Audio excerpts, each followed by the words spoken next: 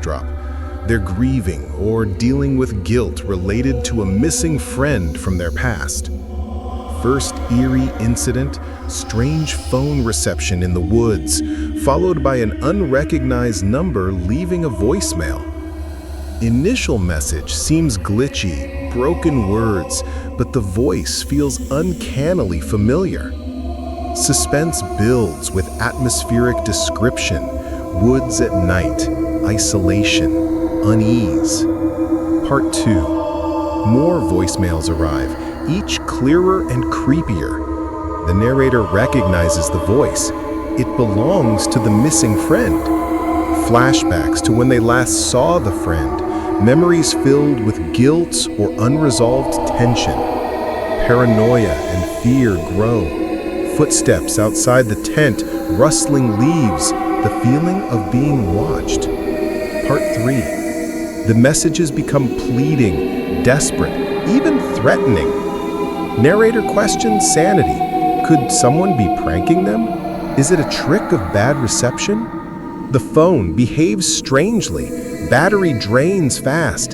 Timestamps on voicemails don't make sense. Tension peaks as the woods themselves feel haunted. Flickering lights, shadows, the sense of being followed. Final chilling revelation. The missing friend's voice reveals details only they could know. The last voicemail plays in real time, as if the friend is calling from right outside the tent. Terrifying climax, the narrator comes face to face with a ghostly presence. Resolution, haunting ending where the narrator leaves, but the voicemails never stop, or the ghostly truth is revealed. I never really believed in hauntings. Not the kind you see in movies, at least. Sure, I grew up hearing ghost stories told around fires and late-night sleepovers, but they were just that. Stories. Fiction meant to scare kids. But what happened to me one summer night, deep in the woods, was not a story. And even now, months later, I'm still not sure how to explain it. I'd gone camping alone, which in hindsight was probably a mistake. It wasn't out of some thrill-seeking desire. I wasn't trying to prove I could rough it in the wild. Honestly, I just wanted some quiet. My life back home was messy. Work had piled up, relationships had frayed, and worst of all, a memory I had tried to bury kept clawing its way back to the surface. It was about Sam. Sam had been my best friend since high school, the kind of person who could light up a room just by walking into it. But 2 years ago, during one of our camping trips, he went missing. One minute he was heading down the trail to grab firewood, and the next, he was gone. The search lasted weeks. Posters, news coverage, even volunteers combing through miles of forest. But nothing. He vanished like he'd been swallowed whole by the earth. And I was there. I was the last person to see him. That guilt never left me. So when I drove out to the national forest last month, pitching my tent beneath a canopy of whispering pine trees, part of me thought I could confront it. Maybe if I went back to where it all started, back into the woods, I could finally find peace. The first night was calm enough, the kind of silence you only get far from cities, broken only by crickets and the occasional howl of an owl. My phone, of course, had no service. Or so I thought. It was just after midnight when I noticed it. I had been lying in my sleeping bag, staring at the nylon ceiling of the tent, when my phone lit up. At first I thought I was imagining it. Maybe I rolled over onto the screen. But when I picked it up, there it was. One new voicemail.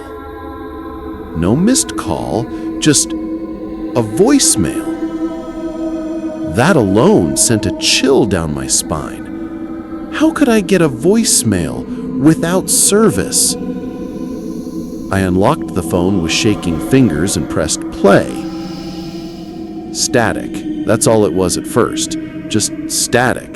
The kind that makes you instinctively hold the phone away from your ear. But buried under it, faint and distorted, I heard something.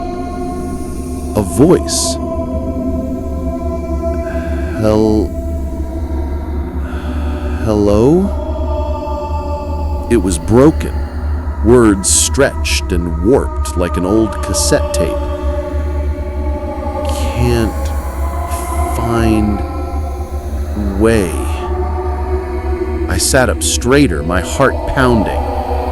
My first thought was that it was some kind of telemarketer glitch, a random recording from God knows where. But then the voice came clearer, almost as if it leaned closer to the microphone. It's so dark. I froze. It wasn't just the words, it was the tone. Soft, trembling, a mixture of fear and exhaustion. But more than that, something about it was familiar. I replayed the message, this time holding the phone tighter, pressing it against my ear, and the voice broke through static again, warped but undeniable.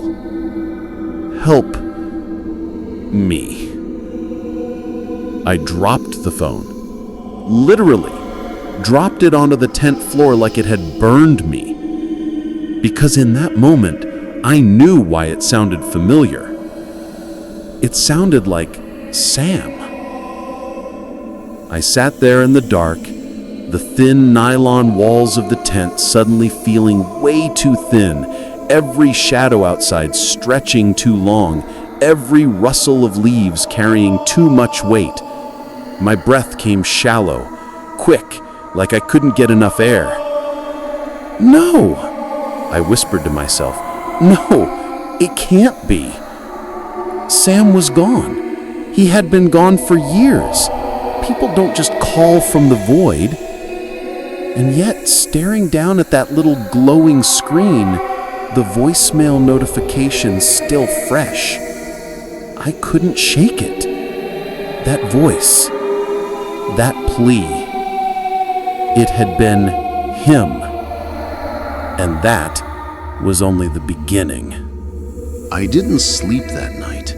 Every time I closed my eyes, I heard it again.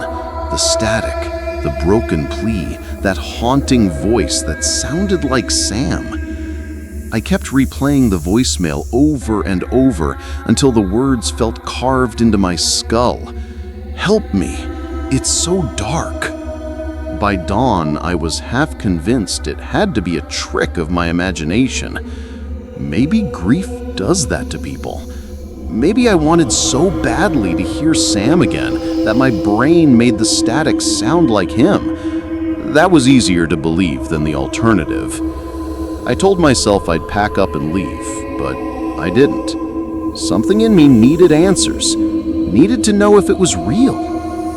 The day passed quietly. I hiked a bit, gathered firewood, even tried to read a paperback I'd brought along, but my mind kept circling back. Every time I pulled out my phone, I checked for service.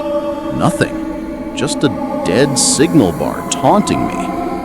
Then, around sunset, it happened again. The phone buzzed on the picnic table next to my tent. My stomach dropped when I saw the screen. One new voicemail.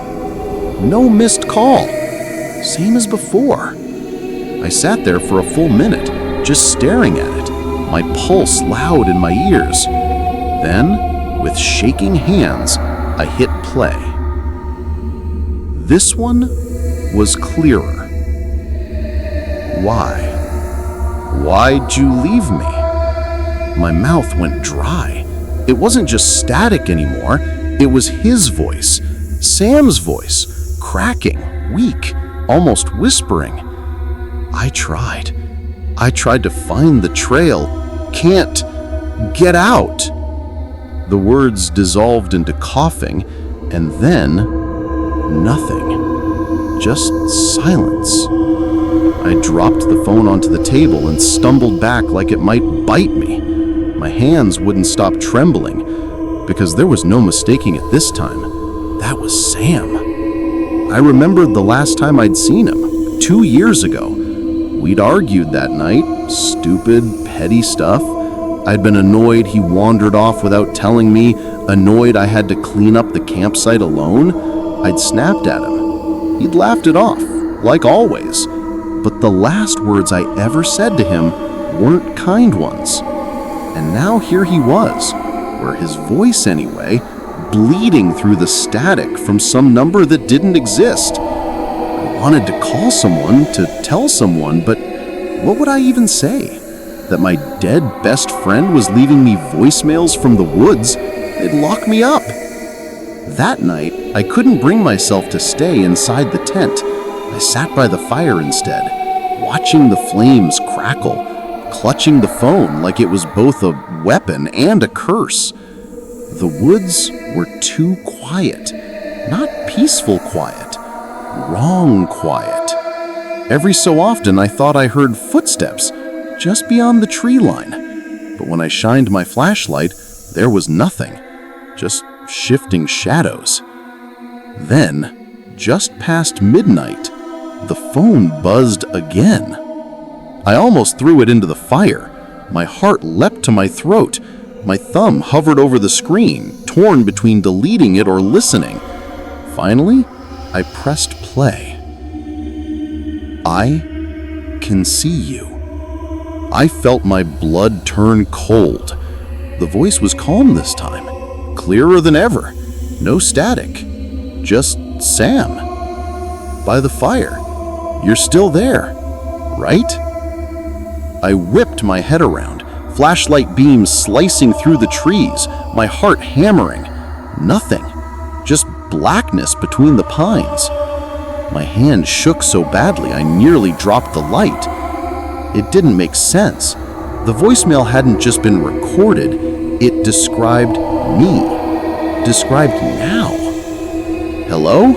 I whispered hoarsely, half expecting an answer. My voice sounded small against the immensity of the forest. Only the wind replied, rustling through the trees like whispers I couldn't quite catch. I played the message again, hoping I'd imagined it. But no, the same words, the same chilling calm. I can see you. I don't know how long I sat there after that, staring into the woods, waiting for something to move. Every shadow looked like a figure, every gust of wind like a breath on my neck. Then, just at some point, my flashlight flickered and died. And in that moment of pure darkness, I could have sworn I heard it. Faint, almost swallowed by the trees. I barely made it through that night. When the faint voice whispered my name in the darkness, I sat frozen, too afraid to breathe, too afraid to even blink. Every instinct screamed at me to run, but where would I go? Through miles of pitch-black forest, with only a dying flashlight and a phone that shouldn't even be working? So I waited. I don't know how long, minutes, hours, it all blurred together. At some point, exhaustion outweighed fear, and I must have drifted in and out by the dim glow of the dying fire. When dawn finally came, it felt like surfacing from a nightmare. The trees looked less menacing in daylight, the shadows less alive. But the phone was still on the table, screen dark, as if nothing had happened. I told myself I had to leave, pack up, hike back to my car, never come out here again. But the thing is, I didn't. Because despite the fear, despite every rational part of me screaming to run, another part, a quieter, guiltier part, needed to know more. Needed to know if it really was Sam. I kept thinking back to the last time I saw him, to the words I snapped at him before he disappeared. I never got to say sorry. And what if somehow, some impossible way, this was my chance? so I stayed. By afternoon, clouds had rolled in, smothering the sky. The trees looked less menacing in daylight, the shadows less alive. But the phone was still on the table, screen dark as if nothing had happened. I kept checking my phone, half terrified, half desperate. For hours, nothing. Then, just as the first drops of rain began to patter against the tent, it buzzed again. Voicemail. My stomach knotted. My fingers hovered before I pressed play. Why didn't you come looking? The voice cracked with something raw, hurt, betrayal. Sam's voice. I called out. I screamed until my throat bled, but you didn't come. You just left me there. My chest tightened. My eyes burned. No, I whispered aloud, clutching the phone. That's not true. I did look. I searched with everyone else. But the recording didn't care. His voice kept unraveling, sobbing, breaking into static. I waited so long. The message ended. I sat there in stunned silence, every terrible memory flooding back. The search parties, the guilt, the endless questions. And now, this. The rain came harder, drumming against the nylon, drowning the forest in white noise. I almost felt safe inside the tent, cocooned in sound, until the phone buzzed again. This time when I pressed play, there was no static, no distance, just breathing, heavy, close, like someone was holding the phone right against their mouth, and then softly, I'm outside. The phone slipped from my hand. No, I whispered. My whole body went cold. I forced myself to unzip the tent and peer out into the storm. Sheets of rain blurred the trees, thunder rumbled overhead. But the campsite was empty. No one stood there. No footprints in the mud. Still, the feeling wouldn't leave me. The sense of being watched. The prickling at the back of my neck that made every hair stand on end. I ducked back inside, zipped the flap tight, and tried to steady my breathing. My thoughts spiraled. What if this wasn't Sam at all? What if someone knew about him, knew about me, and was messing with me? But how would they know exactly what I'd said, what I'd done? How would they send voicemails without calling? The hours crawled by, the storm raged. And then, sometime deep in the night, I woke to a new sound. The words, the footsteps, the voice. It was all too much. My hands clutched the phone like it was the only thing tethering me to reality. But deep down, I knew reality had already left me. Let me in, the voicemail whispered again, clearer than ever, almost as if Sam were standing right behind the thin nylon wall. I pressed my ear to the tent, straining, and I could hear it. His breathing, quick, ragged, uneven, and entirely too close. I thought about screaming, running, doing anything, yet my body refused. I could only sit there, frozen, caught between disbelief and terror. Then, almost instinctively, I replayed the message, desperate for clarity. "It's so dark," the voice said, then a pause. "It's so dark. I never left. I've been here, waiting." I felt a chill crawl up my spine. Waiting? For me? But how? He disappeared years ago. Suddenly, the tent flap jerked violently. My flashlight rolled across the floor, casting frantic shadows on the trees. Outside, I could see, just for a fraction of a second, a figure, wet, thin, and impossibly pale. It moved without sound, gliding rather than walking. It was him, Sam. But not the Sam I remembered. His eyes were hollow, dark, endless pits of something unworldly. His mouth opened, and I swear the sound of the voicemail poured out, not from the phone this time, but from him directly. "I waited for you to see me," he whispered. I screamed. My legs finally obeyed me, and I scrambled toward the fire, knocking over chairs, rolling over logs. The flashlight flickered back on, illuminating him, just for a second, then gone. The phone buzzed one last time. I picked it up, trembling, fearing what I might hear. The voicemail played. "It's okay. You're here now. We're together." And then a noise that made my blood run cold. A wet, gurgling laugh that was unmistakably his. I don't remember running. I don't remember anything after that, except for the car, the forest retreating behind me, the relentless rain blurring everything. I never went back. Months later, the voicemails still come. Different numbers now, sometimes unknown, sometimes my own. But every time, the voice is the same. Sam, the missing friend who never really left the woods, who never really stopped waiting. Sometimes, late at night, I swear I can hear him outside my window, whispering my name. And part of me knows, no matter where I go, no matter how far I drive, I will never